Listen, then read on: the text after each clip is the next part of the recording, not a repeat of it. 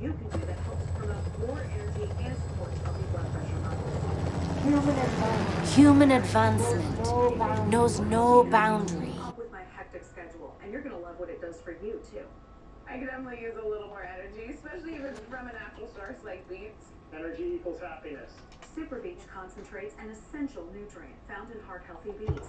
Super Beets help increase circulation to support healthy blood pressure and give you more healthy energy to make the most of your day. It's really yummy. I'll finish this, by the way. You'll love Super Beets, or your money back. Call now and find out how to get a free canister with your first order, plus free indicator strips. What year and is shipping it? is free too. This Super Beets offer isn't available in stores, so call or go online right now. Super Beets from Human. Order your Super Beets today. Call 1-866. A world of information. A world of information rests in the palm of your hand, and networks for instantaneous communication span the globe. Yet a unified vision of our future has never been built. We compete in technology, culture, and politics. They showed me my score, what's affecting it, then gave me some simple steps to improve it. All for free. And it works. 60% of Credit Sesame users better their score. Now, I qualify for that car. And a house doesn't seem so out of reach. Get your free credit scoring strategy at creditsesame.com. Alright. For drug-free sinus relief, experience no Let's The next see big here. thing in nasal care. What was I watching? Navage is the only nose cleaner with powered suction to pull refreshing saline rinse in one nostril and out the other. Navage relieves congestion from allergies and colds naturally by flushing out. For an unknown crime, when the Emperor himself arrives at your cell to use a secret escape tunnel, all the while telling you that you're destined for greatness. You join the posse, watch as your new pal is assassinated, and then spend the next 20 minutes fighting your way through caves of creepy crawlies. It's a glorified tutorial, which is fine. Expansive games like Oblivion can't just drop you into an open world without some form of training, but it does a terrible job of showing off the game's strengths. The enemies are uninspired, the caves themselves don't reflect how great Bethesda's environments can be, and it prioritizes action over role-playing. Number 5. Case 7-2, Dead Rising. Another bomb-based time trial, a very late mission in the original Dead Rising tasks you with going down underneath the game's mall in order to defuse a bunch of explosives. Unfortunately for you, not only do you have a set time limit to do it in, you're given a vehicle that can easily be destroyed, thousands of zombies in your way, a villain hounding you in their own vehicle, and no idea where any of these bombs are. Just one of these added elements would have been enough to earn the mission a spot on this list, but the fact that it takes an already time-sensitive experience and adds another time trial on top of it is just unforgivable. Whether you get lost in the labyrinth, lose your vehicle and have to make your way on foot, or get locked in an animation until you die, probably that one, you'll end up seeing the game over screen over and over again. Number 4, the Electro Chase, Ultimate Spider-Man. Ultimate Spider-Man, until Insomniac's version came around anyway, was always in the running as potentially being the best ever game the wall crawler had started. The way it brought the Ultimate comics to life, which at the time were rejuvenating the Marvel brand as a whole, was pretty much perfect considering the technical limitations at the time, but the best part was fighting the reimagined villains. Most of Spidey's rogues gallery showed up, but it was Electro who was visually the most impressive. Casting down huge bolts of lightning that decimated the city in area of effect attacks, he was a real visual spectacle for 2003. Cool in a way his weird mask-wearing regular universe alter ego could just never be. All that fell to the wayside though once you actually started fighting him. Forced to chase him across the city without falling behind, a mission type which plagued all of these early Spidey games now that I think of it. Every time you got close, he'd charge one of these AoE attacks, which you somehow always seemed to be in range of. Consequently, you'd constantly get locked into a blast that would send you flying, and Electro would shoot off and leave you far enough behind to end the mission completely. Number 3, the sewers. Enter the Matrix. As a rule, all sewer levels should be completely banned from video games. No matter how relevant they are to the plot, there's nothing less compelling than being trapped in a drab old sewer shooting goons for reasons. Enter the Matrix, other than maybe the old Spider-Man games, probably has the worst example of the sewer level the medium has ever seen. An overlong, labyrinthian mess where you can barely distinguish walls from the floor or the floor from the enemies. You're bound to get lost at least once while traversing the game's underground level. There's nothing nothing interesting to see either. It is a sewer after all, and there's pitfalls around every corner. You could have set the level within a cardboard box and you wouldn't have lost a damn thing. In fact, it might have made it even better simply because of the novelty. Number 2, the Fair Play race, Mafia. The original Mafia's Fair Play mission should have been a bit of throwaway fun. A nice little break from the shooting as players are given the chance to jump into a period-authentic race car and burn some rubber across a few laps. The only problem was that the players had never controlled a car like this before, which could barely turn to save its life and was faster than a speeding bullet, or at least it felt like it was. In their noble attempt to make it as realistic and compelling as possible, all the girls in the world were divided into 2 classes. The problem was, though, everyone at home was using a regular controller, which completely broke the balance and threw everyone off. To make matters worse, you had to come first to get to the next mission, or you'd be sent straight back to the beginning. It should have been so simple, just a bit of fun, but it was anything but. Number 1, the Tanker, Resident Evil 7. Resident Evil 7 was, by and large, a real return to form for the In Decline series. Although the first-person view and the new narrative focus wasn't to everyone's tastes, it did a great job of bringing the survival horror back to the forefront with an expansive mansion for players to explore and plenty of terrifying villains for them to encounter. But then, 2/3 of the way into the game, the devs completely dropped the setting they had been building up for the past 6 hours in favour of a nondescript tanker and a brand new character. While it was jarring to suddenly have a new environment to learn, there was potential here, don't get me wrong, as players could finally get some answers to the mysteries the game had otherwise been skirting around. Those answers did indeed come, but in the most frustrating way. Taking away most of your resources, the tanker was a chore to navigate as you avoided enemies, abused their terrible AI until they eventually walk into explosives and then just gun them down without a second thought. Unlike the mansion, the ship just wasn't scary, and the switching gameplay transformed the enemies themselves into little more than annoying nuisances. So that's our list. I don't know what you guys think down in the comments below. Are there any levels you can think of that almost derailed their games, or do you secretly love the race car mission in Mafia? I know that's a lie because nobody does, because we all like nice things. Either way, while you're down there, could you give us a like, share, subscribe, and head over to WhatCulture.com for more lists and news like this every single day. Even if you don't though, I've been Josh, you've been watching What Culture, and I'll see you soon. Bye. I got 2 stars.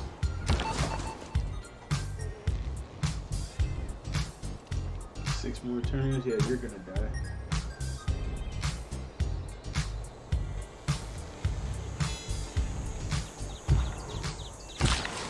This is a builder. Oh, fish.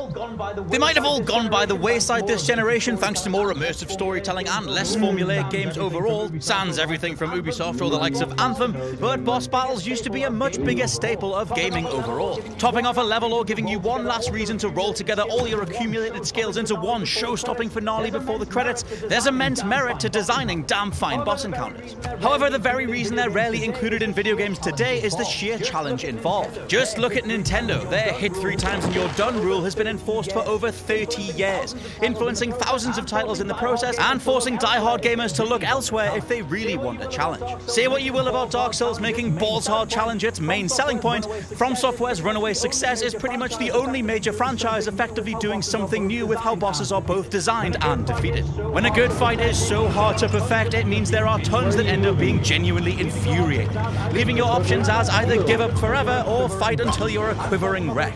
I'm Scott from WhatCulture.com, and these are 10 impossible video game boss battles that totally broke you. And me. Number 10, The Grim Reaper, Castlevania. People really love to put on the rose-tinted glasses for the NES era, but the vast majority of those games included egregious and offensively annoying difficulty curves, simply to elongate their longevity. Add in the reality of Nintendo's own tips hotline to get through certain levels, and you have a recipe for titles that were literally built to infuriate.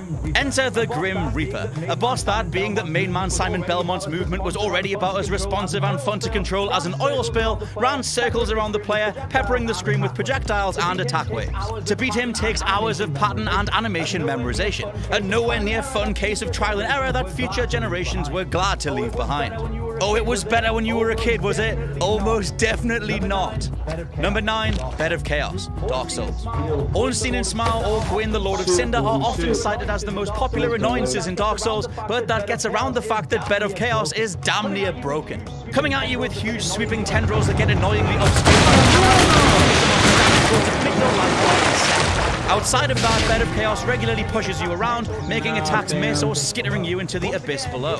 Once again, it's instant death. Even getting to this fight was a slog, running to and fro across a series of lava pools while avoiding multiple huge enemies, just so you could try and figure out how to survive, only to then get crushed in seconds. To this day, fans use a cheat to beat the boss, literally using Bed of Chaos's momentum to fling your character onto a specific path right underneath its body, allowing you to finish the thing off by striking a particular weak spot. If you simply didn't look online or never figured this out though, good luck having the mental fortitude to see it through. Number 8, Tyrant, Resident Evil. Of all the sobering lessons that come with the passage of time, we simply need to acknowledge that all of Resident Evil's boss battles in the older games were absolute horribly controlling bullshit.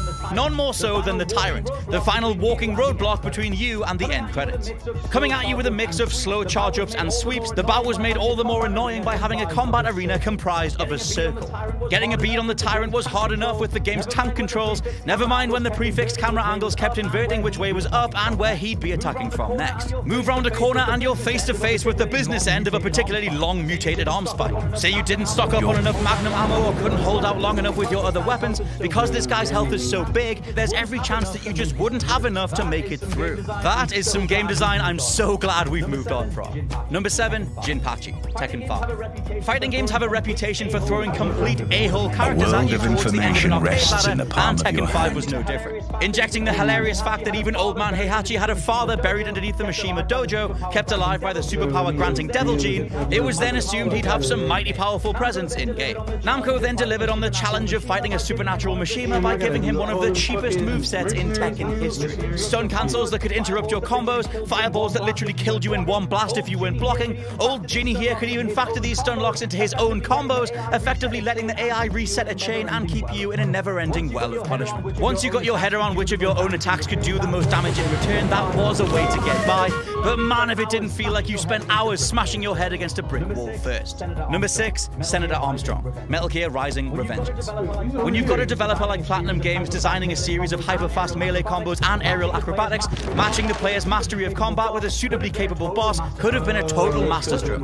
I say could have because Senator Armstrong's final fight was an elongated, overly cheap, flat-out annoying duel that never wanted to end. Taking place across a good 4 separate phases, all intermingled with cutscenes and quicktime events, if you were brought down during any of them, and we're talking a good half hour's worth of chatter here, it was back to the start. Like the games of old, you needed to memorize attack patterns and know when to retaliate, alongside perfecting parries mid-combo and remembering when to get the hell out of the way. Mess any of that up and you'd get flattened on the spot, a wound made all the more salty by the senator berating you or laughing in your face the whole time. Networks for instantaneous communication. Number 5, Knight Johannes' final battle, Yet a Rogue Legacy.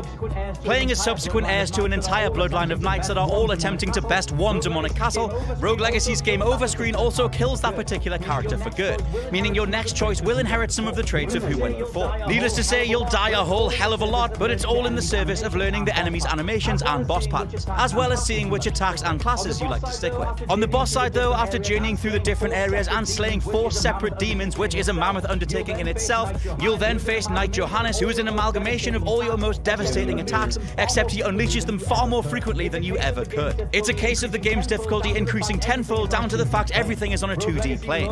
Rogue Legacy loves to throw an entire screen's worth of projectiles at you, meaning there's only one very specific jump that you could have done to avoid them, and you'll end up going through a few more generations worth of characters before finally taking him down. Number 4, Gygas, Earthbound. Easily one of the most lovable and critically adored RPGs of all time, the almost Stranger Things like Earthbound finds its nearest gameplay and tone comparisons in the 2015 masterwork Undertale. But where that game was a fairly easy ride from start to finish, Earthbound ends on a brutally unforgiving boss, Gygas. Built to literally be invulnerable unless you use the prayer ability, Gygas' multiple status effects and party attacks can decimate all but the most prepared teams. The fight is long too, taking a good 20 to 30 minutes of dealing consistent damage in return, and being sure to counter any inflicted effects like freeze with the appropriate items. And though actually overcoming Gygas is worthwhile, I'd maybe argue that War of Attrition style fights like this contributed to the turn-based RPG dying off across the 2000s. We compete in technology Exactly. culture, and politics. Another trope of We old have school deadly 2D game weapons design that is can to throw you destroy up our against something planet. that drastically outsizes your Lead us position on the carefully. screen. Add collision damage and you've got a recipe for build a many a rage global quit. community But at that least will Samus stand is one of for the more years to mobile come. characters in gaming's entire And so pantheon it of is characters. upon your Still broad really represents shoulders, one hell of an Theodore annoying Roosevelt. fight. Mainly because at no point do you ever have a solid grasp on where she is in relation to Samus. The camera simply isn't pulled out wide enough and you're forever leaping to and fro, up and down to avoid her attacks and pathways,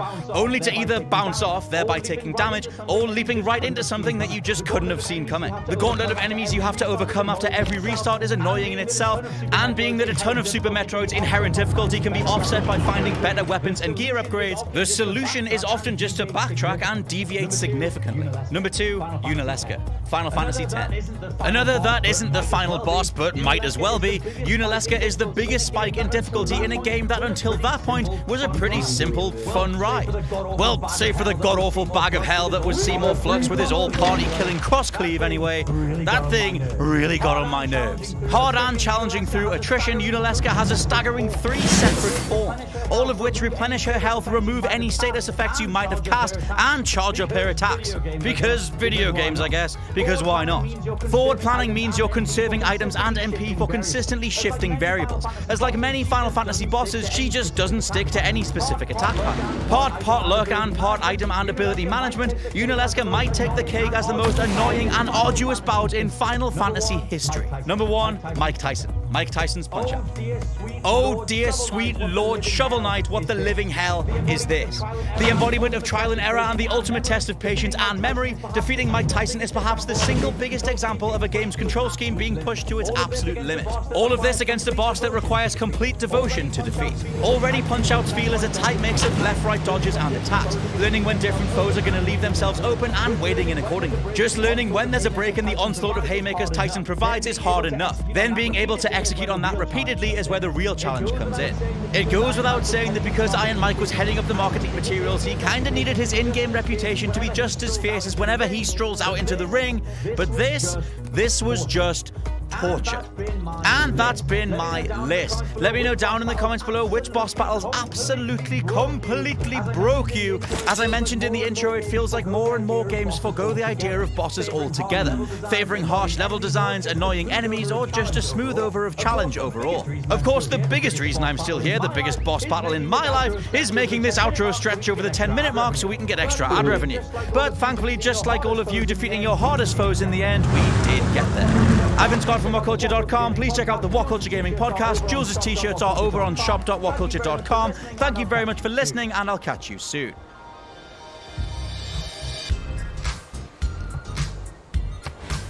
Damn, Donald got all them fucking things that I just bought. Lord knows I don't even need to fuck them shits on.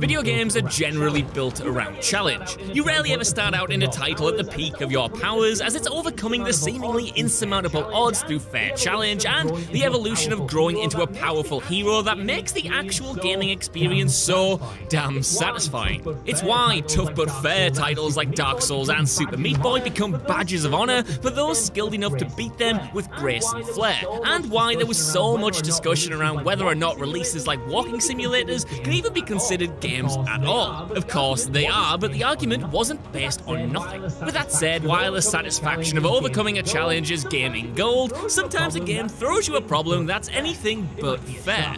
It might be a sharp difficulty spike or a section that introduces a whole different set of mechanics, but they all have the same goal: to make your life an utter misery. I'm Josh from WhatCulture.com, and these are 10 rage quit moments that made us leave video games forever. Number 10. the first fistfight, Kingdom Come: Deliverance. Even though it eventually works its charms on you, the first hours of Kingdom Come: Deliverance are a slog. Some of that is on purpose, of course, as the RPG is intentionally obtuse and methodical in the way it transforms your everyman character into a sword-wielding badass, but a good chunk is just down to good old-fashioned terrible game design. While you do get more freedom in how you tackle missions later on in the title, during the tutorial quests everything is pretty straightforward. That's not too bad though, and one of these early objectives tasks you with the relatively exciting prospect of beating up your neighbour, Kinesh. The only problem is, Kingdom Come's melee system makes everyone act like they're beat up. Trying to knock this guy out then becomes an exercise in extreme patience, as you're locked into the same counterattack animations over and over again, barely getting a punch in yourself. Not only does it take far too long to complete, but it's essentially the first taste of combat you'll actually get in the game, which sets an unfounded precedent for the title to come. Number 9. Father Gascoigne, Bloodborne. Look, yeah, there'll no doubt be plenty of Soulsborne veterans who heard this title and scoffed at any of From Software's games being included in this list. The general consensus is that you're either bad if you struggle to beat these titles, or that the games themselves aren't actually that hard. It's an argument that's turned into a meme, but for the most part, the series' brand of difficulty is admittedly rarely sudden or unfair in a way that makes you want to rage quit.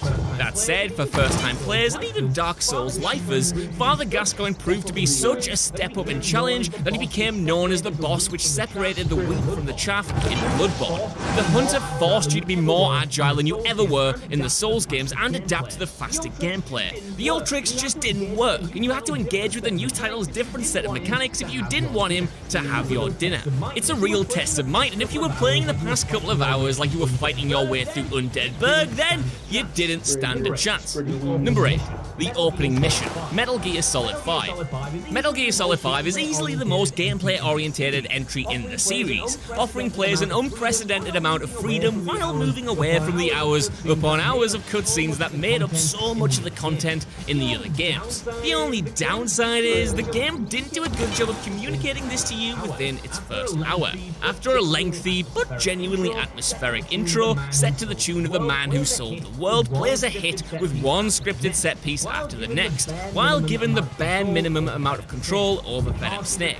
Because he's recovering from wounds sustained in Ground Zeroes, the hero can barely stand, and you're forced to ever so slowly make your way through the sequence as Snake falls down, crawls his way through the hallways, and generally gets through the level by the player pressing forward and not thinking twice. It's one of those sections where you just wish it had been a 5-minute cutscene rather than an extended hour-long piece of gameplay.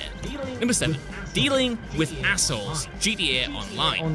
GTA Online is the gift that keeps on giving. Yeah, it might be a grind to acquire enough wealth to join in with Rockstar's constant stream of new activities, but whether you're playing alone or with friends, causing untold anarchy never gets old.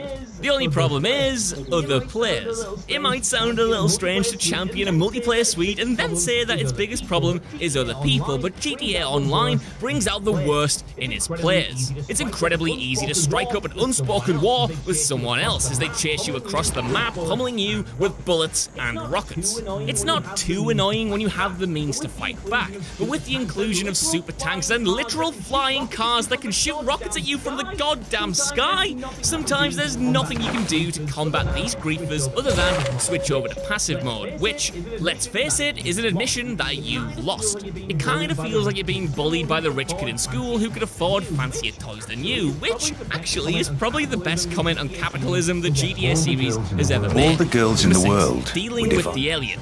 Alien Isolation. Alien Isolation is a stunning game, an incredibly faithful adaptation of Ridley Scott's original sci-fi horror that title swapped the action focus the franchise was previously known for in favour of a claustrophobic game of cat and mouse against a single xenomorph. Even better, said monster is one of the most sophisticated predators in all of gaming, built around an intensely complex AI system that actually gives it 2 different brains, so that players can predict its movements enough to get through levels. But for there also to be an element of unpredictability that means you never get to feel safe. Sadly though, the Xeno is a bit too good at his job. He will find you and he will kill you, like a lot, to the point where it kind of becomes more frustrating than it is scary. While his appearance in the first few hours inspires total dread, the alien kind of becomes an annoyance later on. There's only so many game over screens you can take before you just peace out on the whole experience entirely. Number 5. Being hit with a last-minute winner, Rocket League. It should never be underestimated just how much Rocket League's success came by surprise. Seemingly appearing out of nowhere, the little indie that could proceeded to take over the multiplayer world with its easy-to-learn but difficult-to-master brand of vehicular football. Yes, that's football, not soccer, primed with a stellar set of mechanics deep enough to mold players who can pull off feats of athleticism that your can barely hit a backflip mates could only dream of pulling off. Still, it doesn't matter how skilled you are, everyone revels in the same joy of winning a match, or even better, scoring the winning goal. But while Rocket League can give so much joy with one hand, it can immediately take it all away with another. Because yeah, while being on the giving end of that last-minute winner can feel incredible, being on the receiving end can feel worse than death. Especially if you're in a tightly contested match that goes into overtime, there's nothing worse than being powerless as your team is obliterated by incoming cars and the opposition pulls off an impossible shot that you've no chance of stopping. Number 4. The military camp, Hotline Miami 2. Hotline Miami is undoubtedly a difficult game, but it tries its best to keep the frustrating factor to a minimum. Sure, you die in one hit, but it only takes a second to jump back into the action, so the next attempt is always instant. However, the push and pull between challenge and cheap game design in Hotline Miami isn't always perfect. You're supposed to die to figure out which enemies are where until you've solved the puzzle of each room. One mission in the second game doesn't ever really afford you that same luxury though. Stronghold has you moving through a military camp in the same vein as pretty much every other level, with this time a chunk of the enemies have tough to dodge hit scam machine guns. There's still time to get out of the way, but it's far more demanding than any other level simply because of how many soldiers lit on the screen and how many of them are carrying M16s. It's always annoying to get blasted by someone off screen, we all know this, but that's cranked up to 11 here. Number 3. Insta-fail stealth, The Order 1886.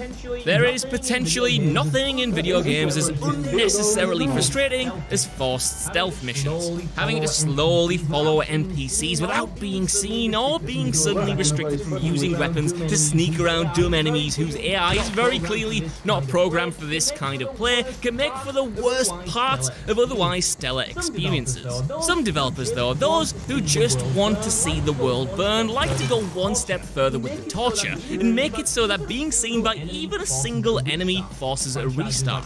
Franchises like Assassin's Creed have relied on this structure plenty over the years, but the worst example of it might actually be the dreadful The Order 1886, whose stealth segments probably only made it to the final product because the game would have been about, I don't know, 2 hours without them. Mechanically speaking, sneaking up on guards to pull off stealth kills felt far clunkier than it needed to be. While the guiding hand of the scripting sucked out any freedom or actual fun the segments could have held. Or, and make even one mistake and you're instantly dead, sent right back to the start of the mission. Fun, fun, fun. Number 2. Protecting Natalia, GoldenEye. It's not exactly cutting-edge video game commentary to rag on escort missions. There's a reason why this kind of quest is all but being scrubbed from the modern gaming landscape. It's so difficult to get right without making players think they're babysitting characters who think putting their face to the front of an enemy's gun barrel is the best way to keep out of danger. Still, it wouldn't be right to have a list about the biggest rage quits in gaming history without mentioning Natalia from GoldenEye. In the control room mission, you're tasked with protecting the Russian programmer as the two of you make your way through a bunch of different rooms in order to stop the incoming GoldenEye strike on London. Getting her from point A to point B is an absolute nightmare in the first place, but keeping her alive is virtually impossible when you're forced to hunker down while she's fiddling about with the terminals. With enemies pouring in from all sides and Natalia in the center of the crossfire, even the best guides aren't enough to see you through this level without giving up at least once. Number 1. The Bed of Chaos, Dark Souls. As mentioned previously, Dark Souls' difficulty is always justified because of how fair it is. But the Bed of Chaos is not fair. The Bed of Chaos does not care about rules or reliable attack patterns. The Bed of Chaos will literally destroy the floor you're standing on and send you straight to hell. Unlike the other bosses in the first game, it doesn't really take skill or cunning to take this monster out. Once you've completed the straightforward first stage, the tiles on the floor will disappear and you're forced to move around the creature's side to attack its remaining weak spots. The only problem is it'll hit you with a sweeping attack that can knock you down into the void with no chance of avoiding it. And look, it's not like a game like this can't have a boss based more on luck than skill, but Souls' gameplay loop makes instantly jumping back into a fight like this impossible. You always have to walk to the staging area from a bonfire, which, in this case, takes minutes. When you kill other bosses, there's a sense of satisfaction, but when you vanquish the Bed of Chaos, there's just a sigh of relief and an exasperated, thank Christ for that. So that's our list. I don't know what you guys think down in the comments below. Are there any entries I missed off here, or are there any entries you disagree with? After all, I am a big scrub, and I might have found these harder than most other people. Either way, could you give us a like, share, and subscribe, and head over to whatculture.com for more lists and news like this every single day. Even if you don't though, I've been Josh, you've been watching What Culture, and I'll see you soon. Bye. Modern armor? Oh, finally unlocked that, huh? Oh yeah, I just needed that damn uranium that's just been sitting over there all day.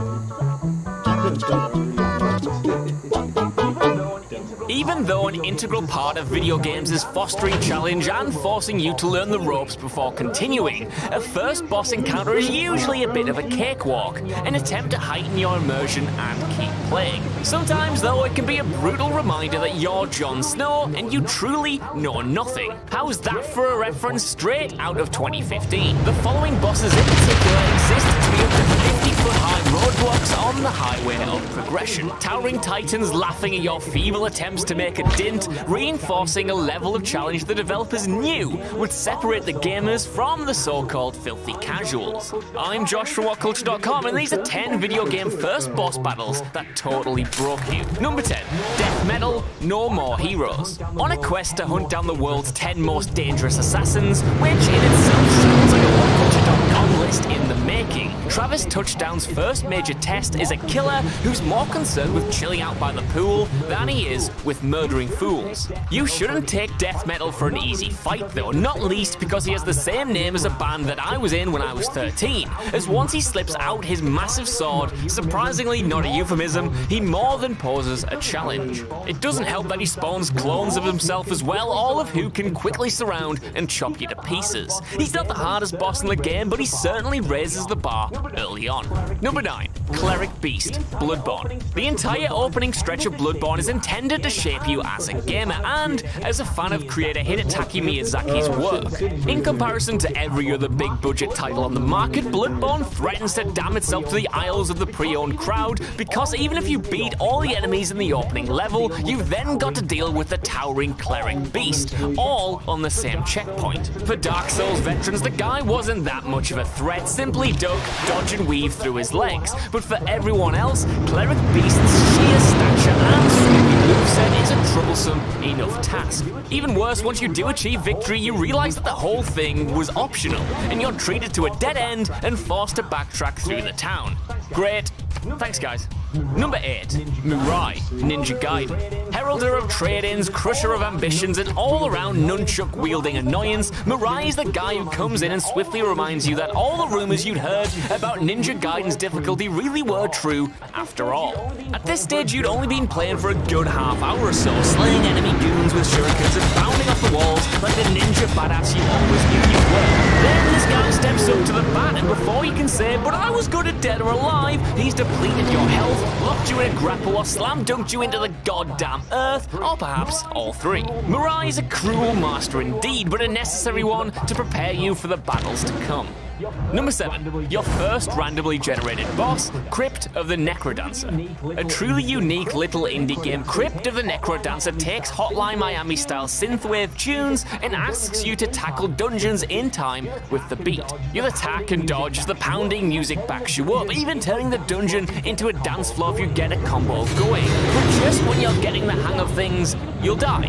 Even if you initially don't, the first boss, which is always randomized, will have your lunch. If you've even got enough health or items left behind when making it to the boss floor, chances are you'll be greeted with the "you're dead" screen immediately, as each boss battle takes valuable time to figure out. Its exterior and fantastic music may paint a picture of a carefree rhythm-based roguelike, but Necrodance will have your expectations for breakfast before forcing you to lap them back up and try it again.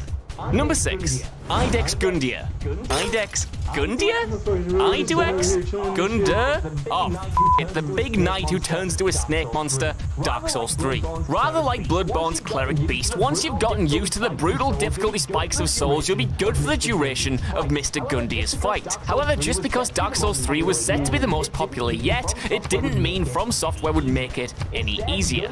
Instead, Gundyr starts out as more of a lumbering knight, one with a swing that'll catch you from all sides. But once you get his health down and really start making a din, he transforms into a huge, oily beast thing, with an even greater reach and far more devastating attacks. The thing to remember when tackling any formidable Souls boss is that stature isn't everything. Gundyr might look like a nightmarish apparition from your childhood come to life, but once you've figured out his attack patterns, he fell all the same, providing anyway that the camera hasn't already indirectly gotten you killed. God damn it.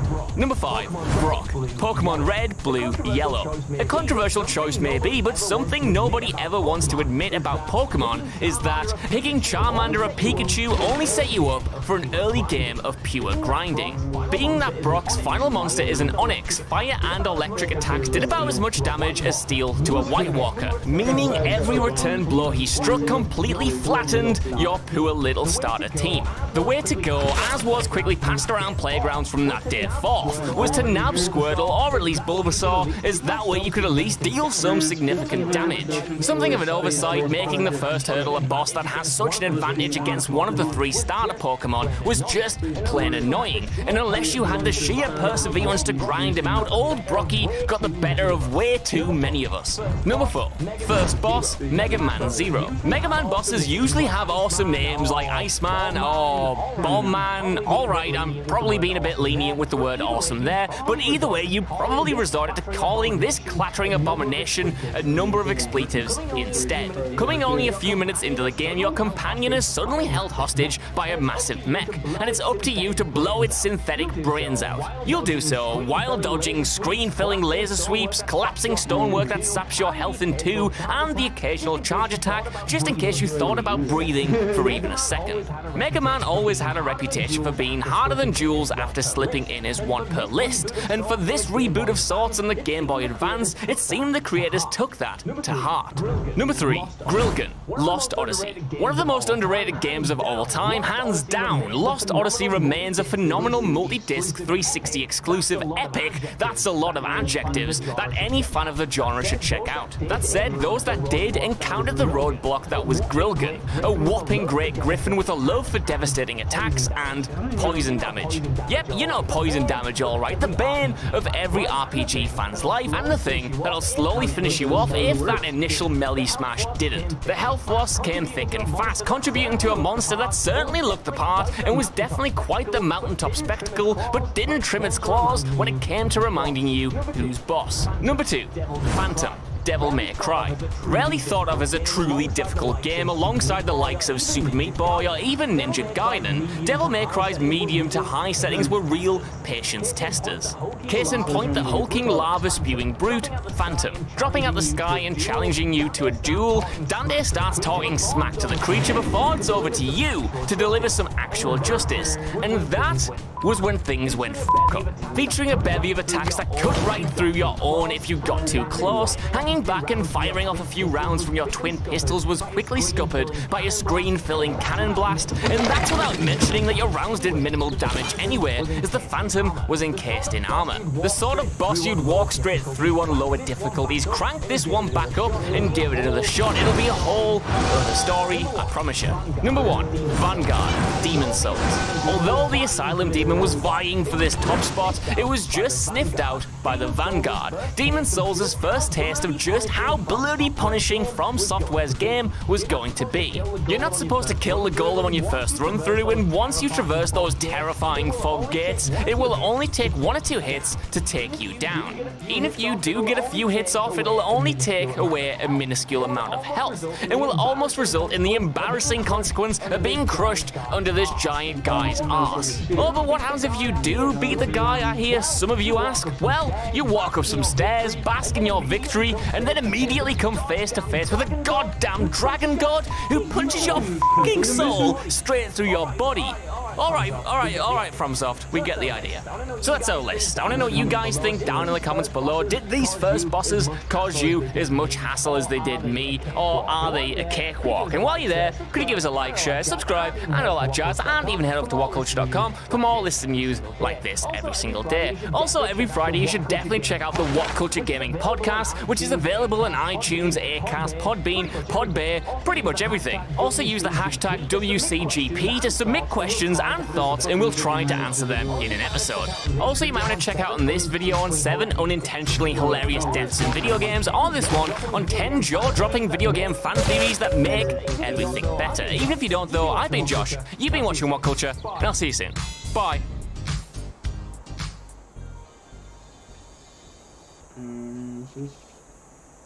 Alright, you just sleep until I figure out.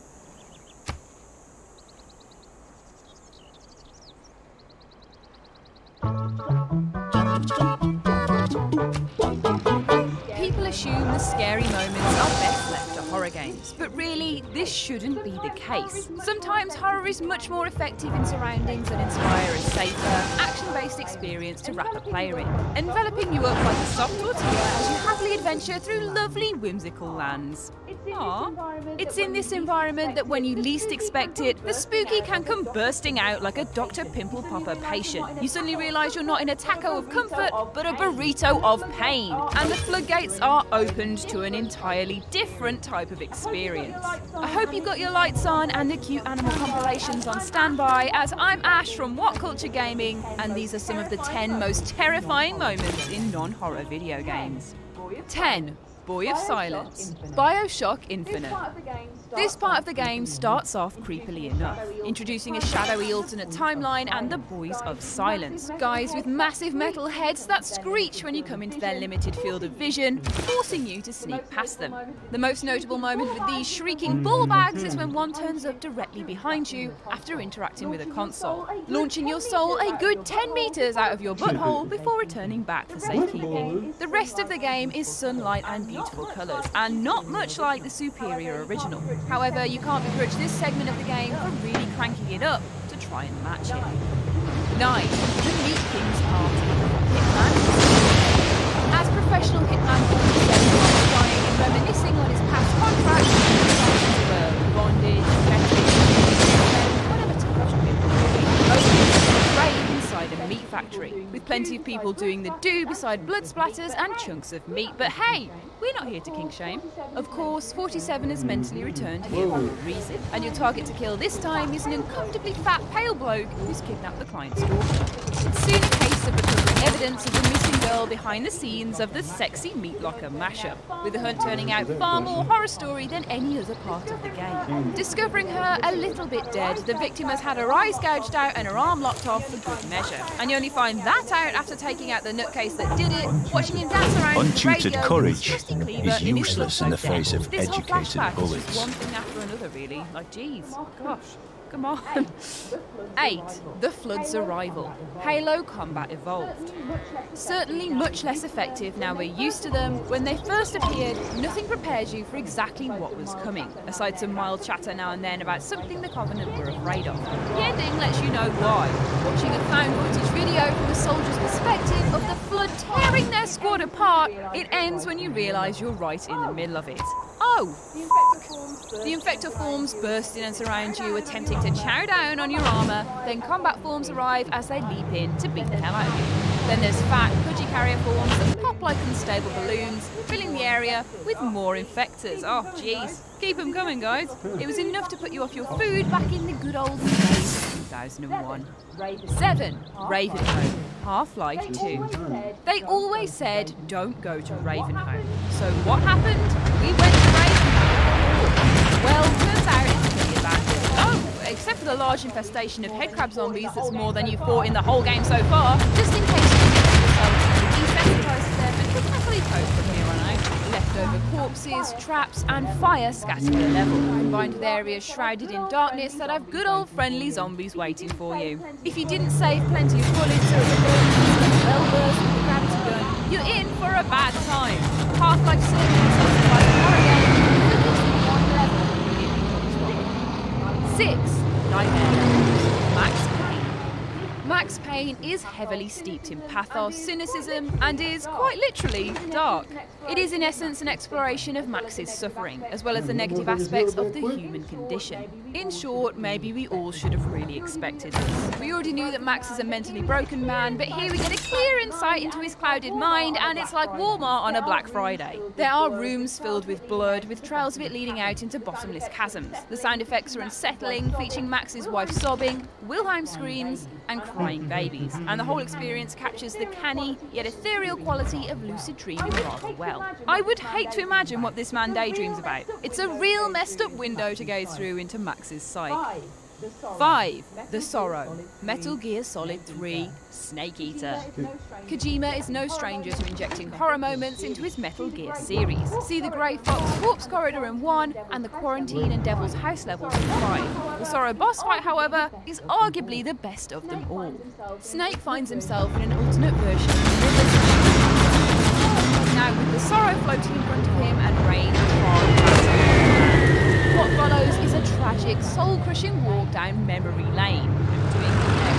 It's memory lane quite literally. Forcing the player to witness literally each and every one of the enemies you decided to kill, including bosses. As they walk by, they torment you. And yes, sometimes it's a little goofy, but that's a small you, the player, they hate you, you big old murderous scumbag. You thought this was a game? It's never just a game. 4. Bottom of the Well. Legend of Zelda Ocarina of Time.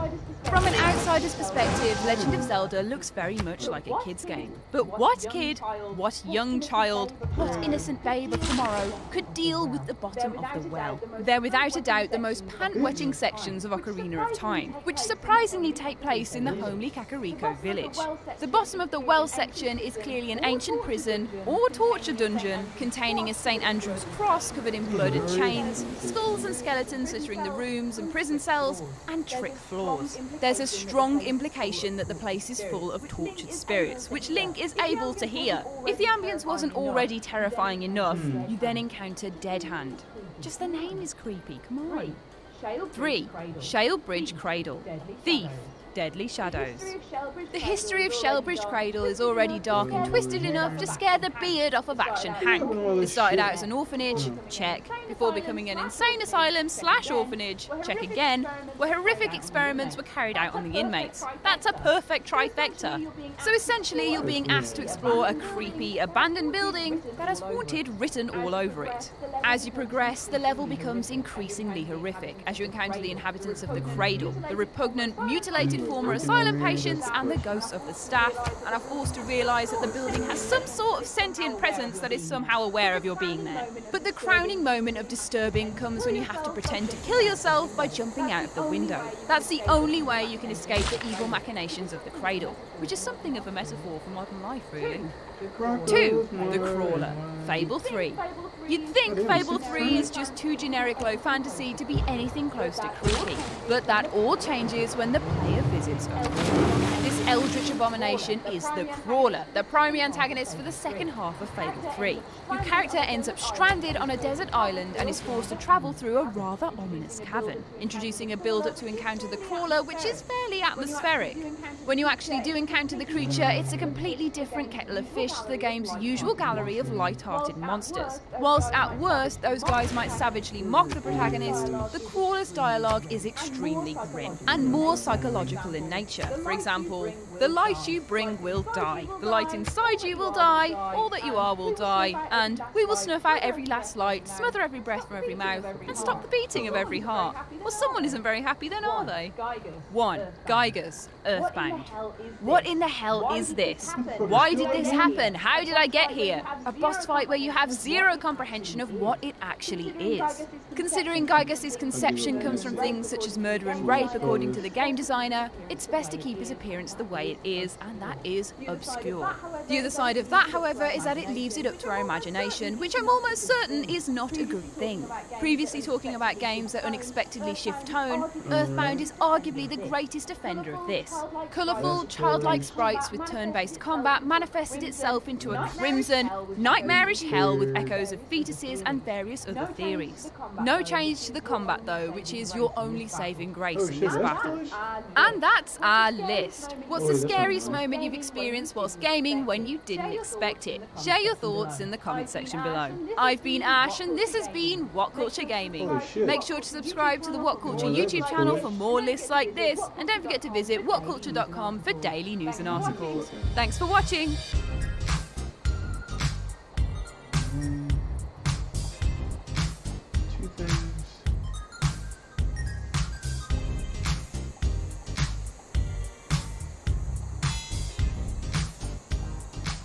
Farm pillage earlier.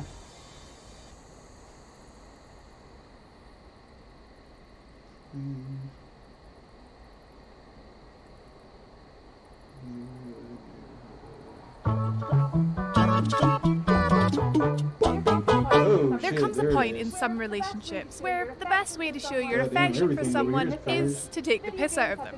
Video games have been practicing methods of making us look like idiots since the dawn of their existence. Whether it be surprising us with downright trickery, misleading us, granting us pitiful rewards, or just shamelessly embarrassing us. My name is Rachel from What Culture Gaming, and these are 10 times video games made you look like an idiot. 10. Final Fantasy VII. Attack the Tail?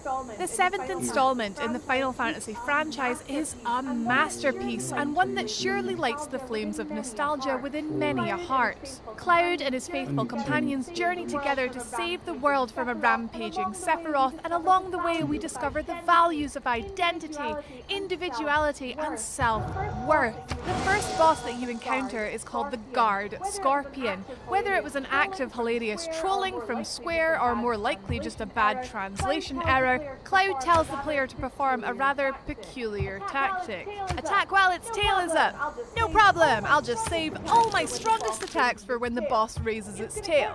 It's gonna counterattack with its laser.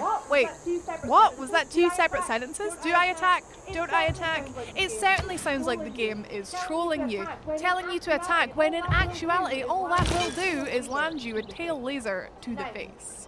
9. Dark Souls. Trusty patches. Dark Souls. Contrary to popular opinion, it's not just about get good scrub when the game seems intent on surprising you at every turn. Traverse a building full of traps and manage to find a nice little safe treasure chest, and nope! Oh, you didn't realise there was a whole other world hidden behind a painting that you can only open with an item that you can only get when you travel back to the starting area, you can only get to if you get carried there by a giant bird that you discover by making a tricky jump, and you only find that if you fall off an elevator, and you miss all that great treasure and an adorable boss fight? If you watched our list about our favourite NPCs in Dark Souls, then you may already know how we all feel about patches. This hairless wonder at first seems more than willing to cooperate with you and even offers to share with you some of his treasure. In actuality, he is a bit of an arsehole. Go on, he says, have a wee look at all this great treasure I've found for you, and when you peer over the edge of the cliff to see those shiny shinies, you know what happens? This ball bag kicks you up the arse and you fall down into the pit below, which is full of skeletons and hollowed knights. Thanks, Dark Souls. 8. Undertale. Friendliness pellets. I've said it before, and yes, I will say it again. Undertale is a masterwork. The minimalistic graphics, the incredibly expressive soundtrack, the emotional story, and the genius fourth wall breakages make this game one of the best indie titles you could ever hope to experience. At the very start of the game, your human player character finds himself in the underground, lost in some ruins. It's here that we meet Flowey, this adorable little golden flower, and you assume your first friend in this strange, scary new world. Flowey offers to show you the ropes and teach you how to play the game. He explains your user interface and how to level up with friendliness pellets. Flowey, those do look suspiciously like bullets, but you know, okay, go on then, just the one. Touching one of these friendly pellets brings you to near death and causes Flowey to reveal his true self. I'm not gullible, okay, I just trust people. 7. Grand Theft Auto 5. Submarine parts. Anyone who has played extensive amounts of GTA 5's single-player campaign, myself not included here, all I ever did was piss about annoying bodybuilders on the beach, getting them to punch me and then escaping on a jet ski as the police came to arrest him. Haha, good times. You will have come across a bonus mission after completing the Meriwether heist that involves having to dive around collecting pieces of a damaged submarine. There are 30 pieces to collect all around the massive ocean circling Los Santos. The hilariousness of this massive troll is that to unlock it in the first place, the player must unlock the sonar collections dock, which costs $250,000. They must then spend copious amounts of time diving through the oceans, which, by the way, doesn't even count towards getting that 100% completion on your game file. And the best part, completing the mission and handing in all 30 subparts to this lady Abigail nets you with a reward of $10 and an autographed photo of this woman's ex-lover. Wasn't that just heckin' lovely? I'll pop that in the bank, shall I? God. 6. Portal 2. Wake-up call. It is largely unknown what exactly transpires between the events of Portal and Portal 2, but after defeating GLaDOS, our protagonist awakens back in Aperture Laboratories to find that her once pristine habitat has decayed from years of neglect. We learn to our horror that we have been in stasis for an indeterminate amount of time, and we rise shakily from our bed confused. It's here that we are introduced to Wheatley, a friendly bot core who comes to check up on us as the emergency systems activate and begin to relocate our room. Wheatley is very reassuring, telling us it's perfectly normal to feel a little disoriented and offers to help us tackle that disorientation. A prompt appears that we can press to reply to him, but what really happens is you end up channeling your inner filter.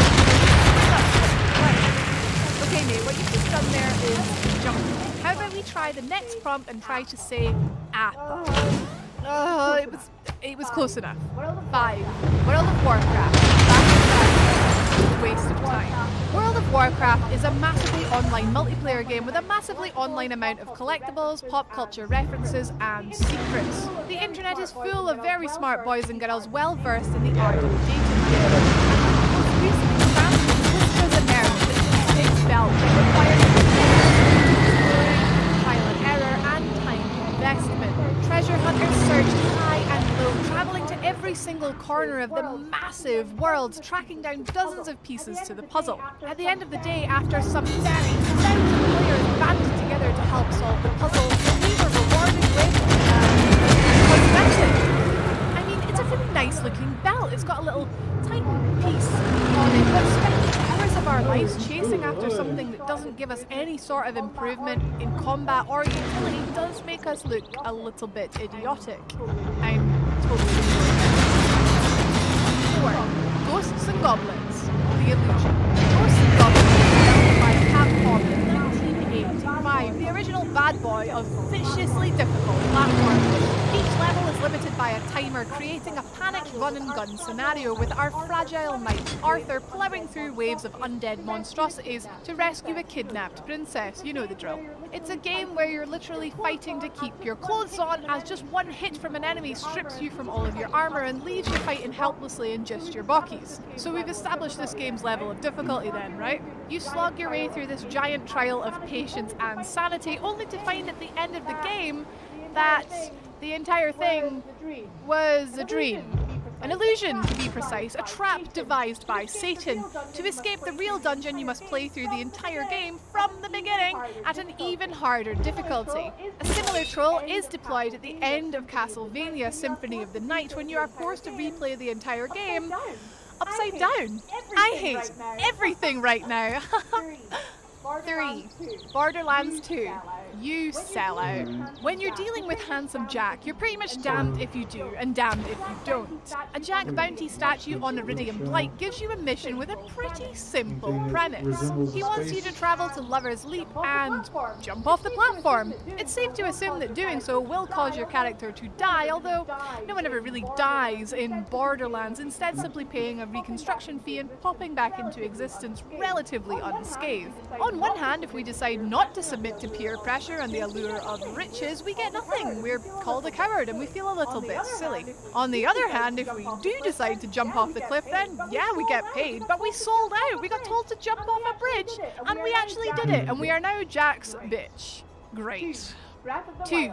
Breath of the Wild, prized excrement. I cannot even begin to describe the level of joy that Breath of the Wild brings. It was an entirely new take on the world of Hyrule, encouraging exploration and perfectly exhibiting the open world genre. With an entire world's worth of shrine dungeons to visit and complete, and literally hundreds of tiny collectibles in the form of Korok seeds, it certainly tickles the pickles of the completionists among us. Those of us who took the time to collect all 900 Korok seeds descended into a madness-inducing grind, turning into literal Korok hunting zombies. We closed our eyes and we could still see it. The little forest sprites that once adorable and now hunting. Yahaha! And the reward, you may ask? Well, your reward for close to 200 hours worth of work is this one golden turd. It smells pretty bad. That's it. And number 1. Now, this one is a good one. I've scoured the internet for the past few hours and can confidently say I've got the most incredible entry to round off this list. Ready? You should have seen your face. Haha, I'm sorry, we had to. It was funny to me. Thank you so much for watching the video. If you enjoyed it, leave a like, subscribe for more videos every single day. You can even check out these other lists right here. How about games that mocked you for playing on easy? Or perhaps you're more interested in hearing my reactions to unintentionally hilarious deaths in video games. Both very fun. Please enjoy. See you next time, my lovelies. Have an awesome day. I found something else that I needed.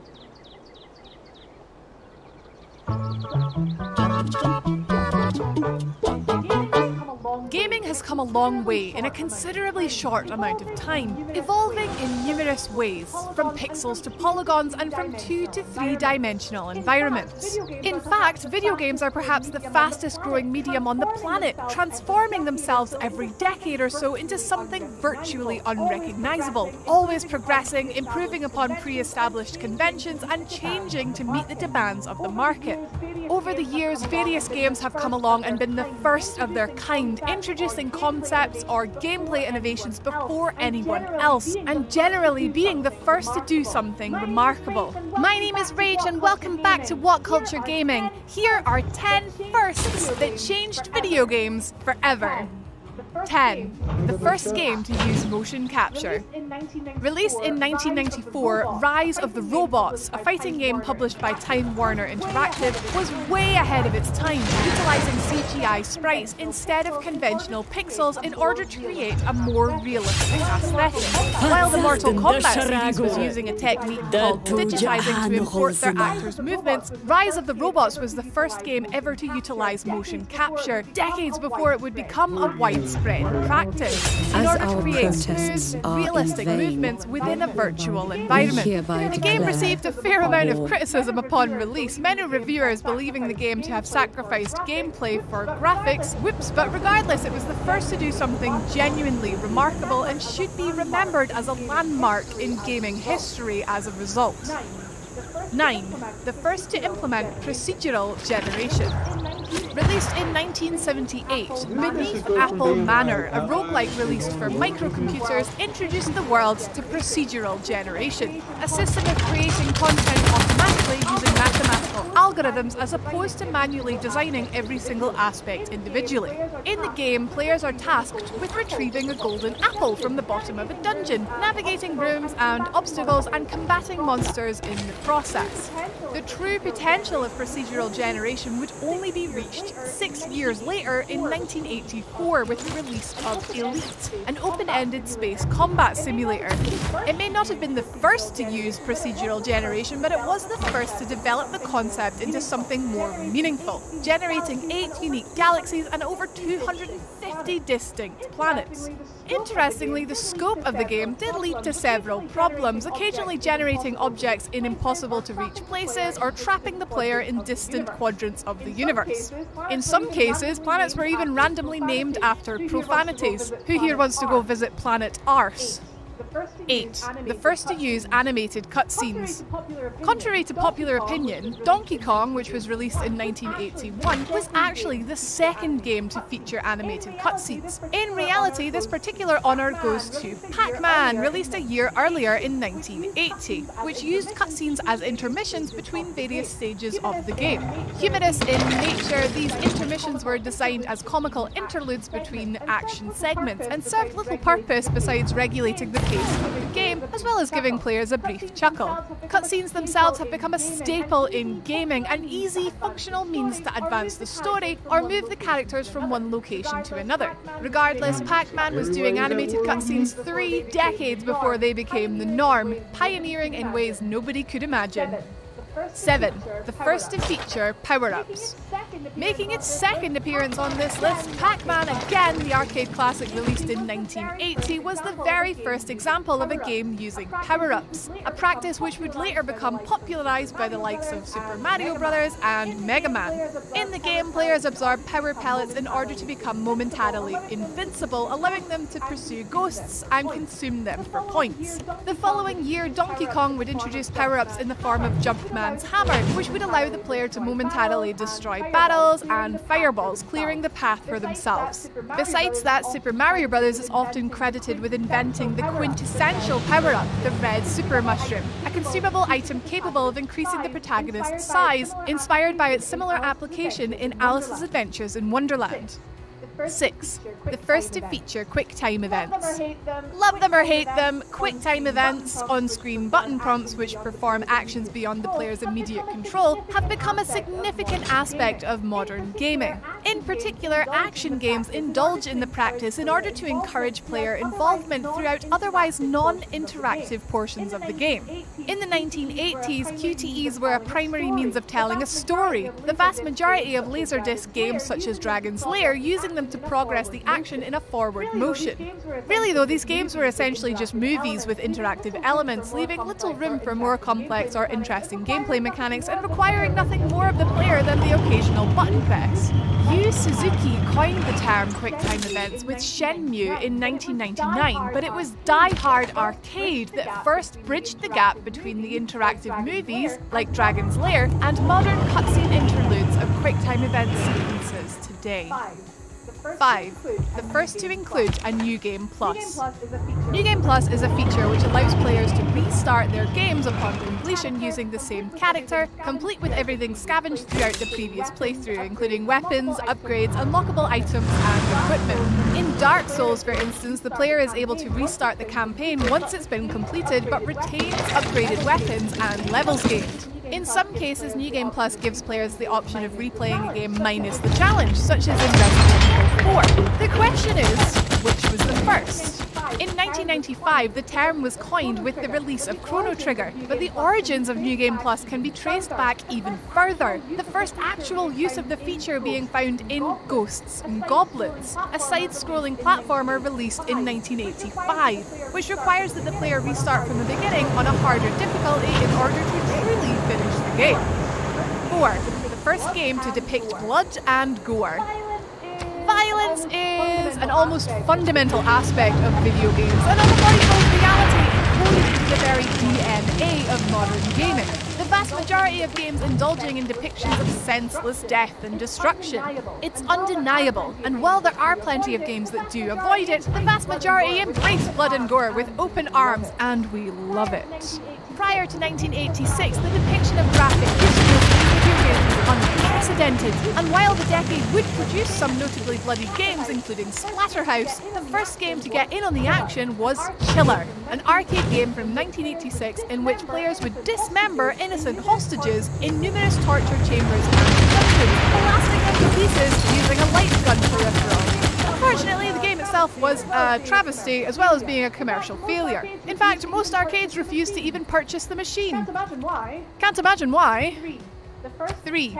The first text adventure game. Many of the earliest text adventures are a mystery, the games themselves undocumented. As such, Colossal Cave Adventure represents the oldest recorded example of the genre, released in 1976 on the PDP-10. In the game, players are tasked with exploring a mysterious cave rumoured to contain vast treasures, the objective being to acquire as much wealth as possible in a single playthrough. As a work of interactive fiction, the gameplay in Colossal Cave Adventure consists of typing simple text commands, moving the character from one location to the next, instructing them to interact with the environment, collect objects, and access various items located in the inventory. Remarkably influential, the game is considered the first of its kind and is often credited with pioneering the entire genre, as well as influencing aspects of the RPG and roguelike genres. In 1979, an attempt was made to recreate the game graphically on the Atari 2600, and the result is considered to be the first known example of an action-adventure game, meaning that Colossal Cave Adventure single-handedly created two distinct genres, traditional adventure games and action-adventure games. 2. The first game to use WASD and mouse. PC gaming has come a long way in a considerably short amount of time and continues to offer the most diverse, varied gaming experience possible, allowing players to customize nearly everything about the experience, from control preferences to graphical amendments. Still, there are several constants that never seem to change. One of those being the default keyboard controls responsible for character movement, which are pretty much always WAS and D. Surprisingly, WASD wasn't always the default keyboard controls for computer games. In fact, Quake 2 from 1997 was the first game to implement the configuration, the vast majority of previous games defaulting to the arrow keys and permitting the use of WASD only as a secondary option, one which many players ignored or weren't even aware existed. Since Quake 2, WASD and mouse has become the standard, and that's unlikely to change anytime soon. It's even now difficult to imagine having it any other way. 1. The first survival horror game. In 1996, the term survival horror was coined by one of the most quintessential examples of the entire genre, Resident Evil. The genre itself, which is defined by claustrophobic surroundings and limited resources, involves maintaining the player at a disadvantage, forcing them to avoid, escape, or contain superior adversaries within an unsettling environment while fulfilling other secondary objectives. Popular examples include Silent Hill, Dead Space, and Alien Isolation, the genre itself transforming considerably in recent years to incorporate more action-adventure elements. With all that being said, it all began in 1981 with the release of Nostromo, a science fiction survival horror inspired by Ridley Scott's 1979 classic Alien. In the game, players are tasked with escaping an invisible alien whilst collecting crucial items and managing dwindling resources, trapped aboard a derelict spaceship. If caught, the player is immediately killed, making it the earliest example of the genre.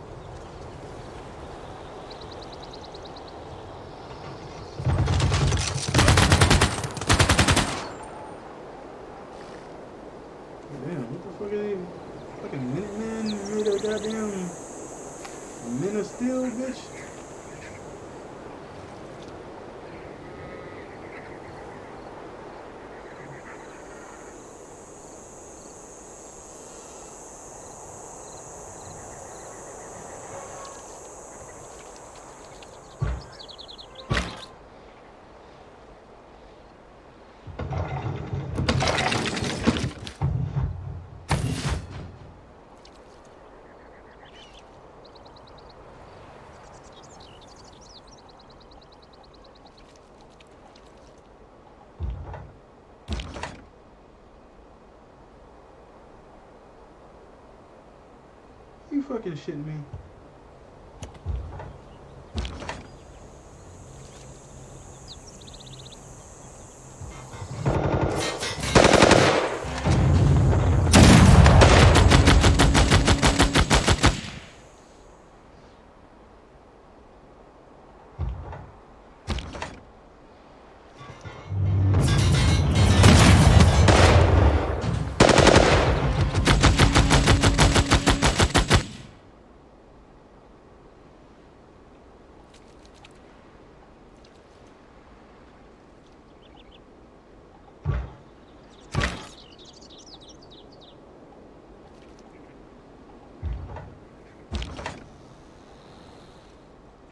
I think of it over here.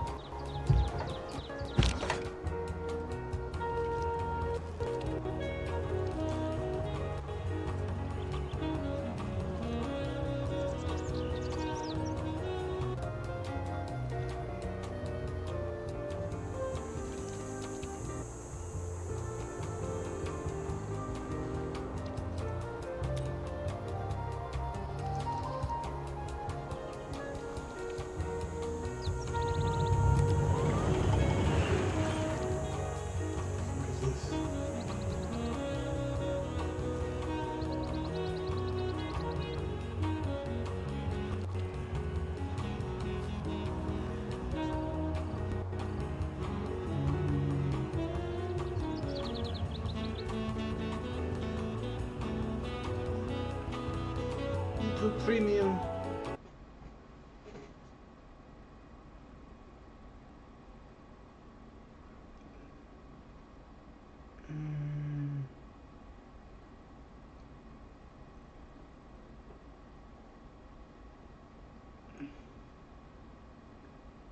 People who speak negatively. Oh, speak negativity into their life. What the fuck are my glasses? Kill it, Mike. Oh, damn, this motherfucker's been on everything in the last couple of days. Fuck it. Let's listen to Killer Mike.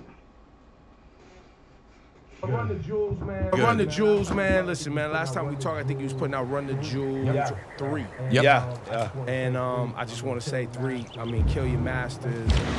Message to the shareholders. It might get better each one. Yo, listen. That's the plan. I think they get the better Outkast each one. EPMD effect is what we're talking Yeah. 4 classic records that progress. When's the next Run the Jewels? We start. I got the first beat, and I already run around freestyling to it. We'll start recording probably in the next couple of weeks, and L said it would be by the summer, so can't make your best friend alive. Gotta get it out by the summer. To put it out by the summer. Yeah, that's what L said. L said it's coming this summer. Okay. I saw you guys doing some shows in and around Atlanta. How did you like the Super Bowl in Atlanta? Yeah, we opened for the Foo Fighters. Yeah, give us big credit. A little credit. Yeah, Foo Fighters. Yeah, in and around Atlanta was like playing compound. Right. That's why I went with the Foo Fighter money. Yeah. Now we opened for the Foo Fighters. It was great. I want to thank Dave. Tom Morello came out and played that set. Played this set. I really got to learn my verse from that song, Tom, because that's the second opportunity I missed to come out with you. But nah, man, it was great. It's the fucking Foo Fighters. Dave Grohl. It was amazing. Me and L didn't have any particular interest, in the bowl itself, but like getting a chance to be in that environment, it was electric all that weekend. Do you like? I mean, the city handled it well. Absolutely, we did. Without all of the bullshit, the city did a great job showing up and doing whatever. Would you have liked to have seen more solidarity in favor favor of staying away from the bowl, or you just wasn't even? It's many paths to freedom. I don't have any criticism or critique for anyone that chose not to or to. Now, if we had black people meeting the night before and nobody showed up to work, from the aisle attendees to the players to the reporters, and someone broke that solidarity, but we're about where the players union is, about 50-50 split. Some people agree, some people didn't. But overall, the city got a boost of economy. Working class people made some money. Small business made some money. I got brothers with driving companies. They sent in everybody. At the end of the day, you can't want what's best for black people and not want us to drive the capital. Yeah, I definitely agree with the people that went out there and worked. I think I had a problem with travel. Because I know there's no money. Just because you're not from Atlanta, too, that's big boy. You can't not like that. That's not you to like or not like. I would have felt disrespected had Big Boy, 2 Chainz, or Migos, or anybody not been on that stage. I would have been further respected had anybody black as a representative for the city. Absolutely. Where do you stand with the NFL in general? Do you not consume it, or do you watch? I look on the tour, and I'm an adult now. So, but I think where he's at, are you not watching football because of the treatment of Colin Kaepernick? Or you just generally don't watch? I think Skip Bayless made a hell of a point when he said this is more than a race issue, it's a trade issue. I think the player should have stood in solidarity with another player because that would have strengthened their negotiations with an ironclad owner class that has broken them down. That's my opinion. That's an interesting take on it. I had not heard Skip say that. Talk about the precedent, right, of someone like a Colin Kaepernick using his platform to speak out on something like social injustice, right, and police brutality. His team at the time stood with him. He donated $1 million. He donated $1 million. Everything was smooth. Regular NFL negotiations. He opts out of his contract. He goes on to move on, right? Now we have watching somebody at his level can still be blackballed and there's no repercussions. That's a bad precedent. There have been repercussions. This is at least watch football. Super Bowl 10 years. So the people have spoken, and when you have to understand that you're cheering on martyrdom. You're cheering on someone making themselves a martyr, and martyrs. A death comes, and potentially that's the death of this man's career. But it's his sacrificial. And that should be honored. With that said, there's a brother that plays football like that.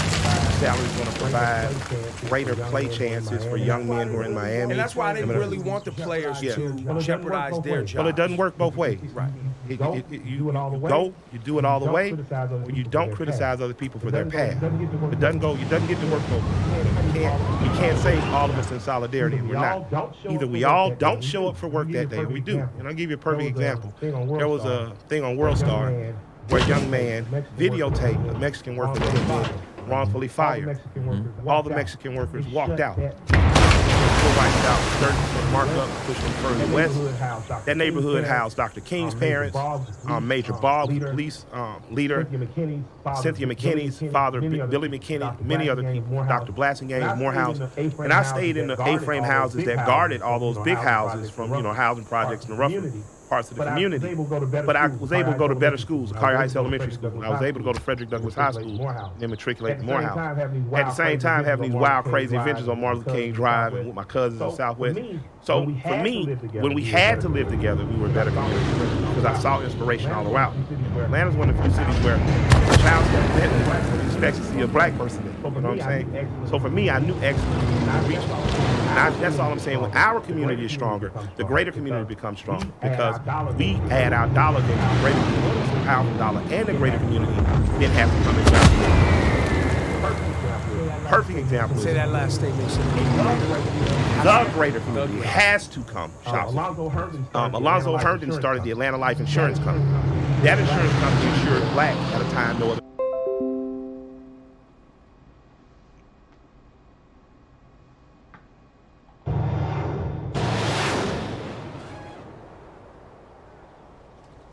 It's a fucking game making that damn noise.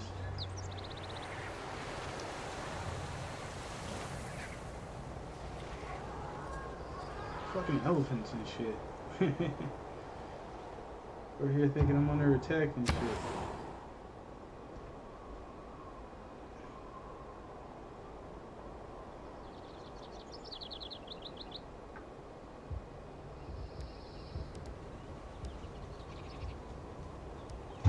Give me more.